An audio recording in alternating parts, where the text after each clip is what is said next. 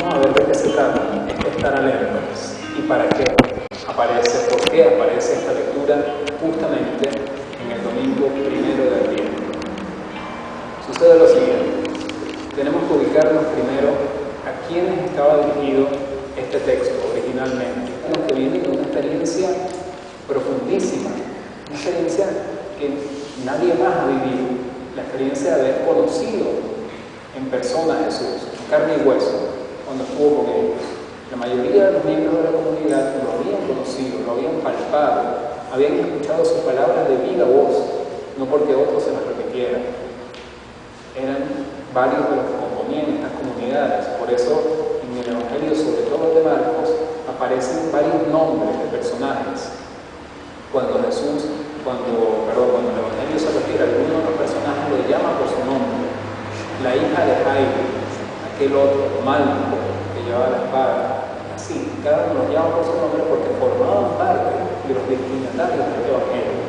El evangelista lo que hace es recoger todo lo que había pasado y se los vuelve a contar, está recordando lo que Jesús había dicho.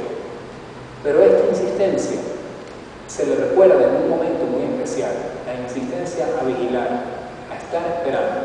¿Cuándo se le recuerda a la primera comunidad? Se le recuerda cuando ella baja un poco la intensidad de su fe, cuando es necesario que se vuelva a despertar.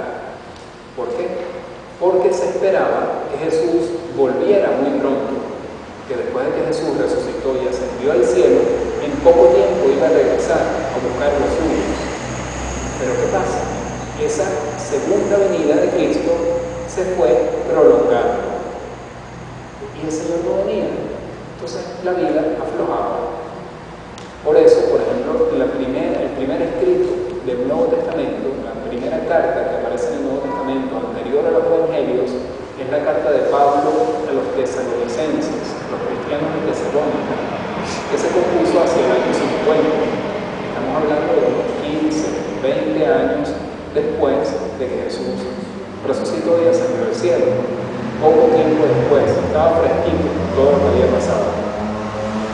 ¿Qué tiene que decirles el apóstol? Miren, con respecto al último día, nadie sabe cuándo será el momento. Ustedes vivan de tal manera que el Señor, cuando venga, los pueda encontrar preparados. Y les va diciendo, pónganse a trabajar, porque había algunos incluso que dejaban de trabajar, dejaban sus obligaciones habituales porque decían, ya va a venir el Señor. Y entonces ya no sirve de nada estar haciendo esto o aquello. El apóstol les dice, no, pónganse a trabajar, pónganse a hacer las cosas de cada día, ocúpense, pero en ese ocuparse encuentren a Dios. Este evangelio forma parte de esa misma situación, la situación de los que esperan al Señor, pero tienen que estar en una espera activa, en una espera vigilante. Tienen que despertarse del letargo, porque había el riesgo también de decir, bueno, como se está tardando, se aflojaba en la fe. Al inicio del año litúrgico, a nosotros hoy, este evangelio nos está diciendo, prepárate para todo lo que vas a tener que vivir en este año, específicamente todo lo que tendrás que vivir a nivel de fe, todo lo que vas a tener que vivir espiritualmente este año. Cada adviento tiene que ser la experiencia de que la vida no puede ser igual, la vida no puede ser un ciclo sin sentido, como decíamos antes, la vida no puede estar llevada por la inercia. Nosotros somos los que marcamos la intensidad o no de nuestra vida. De esto nos habla este evangelio. Vamos a ver con qué nos encontramos hoy aquí.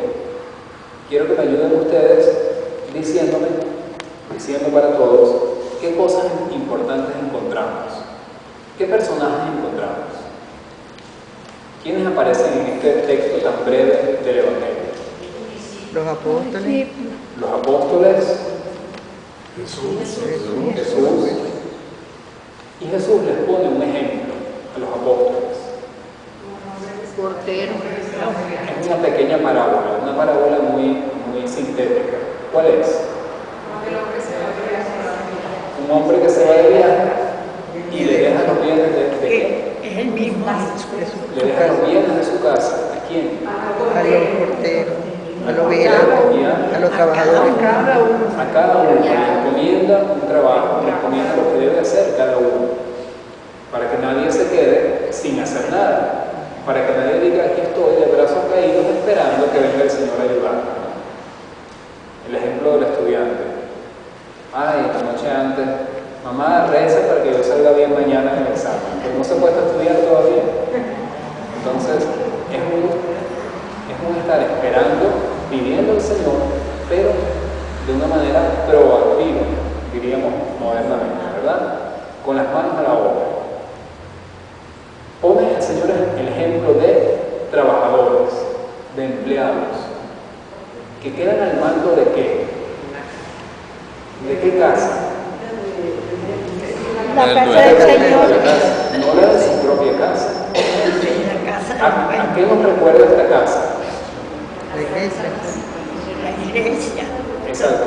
¿Quién es el dueño de la casa? ¿A quién nos recuerda el dueño de la casa? A Jesús, que se ha ido y volverá. ¿Y la casa qué es?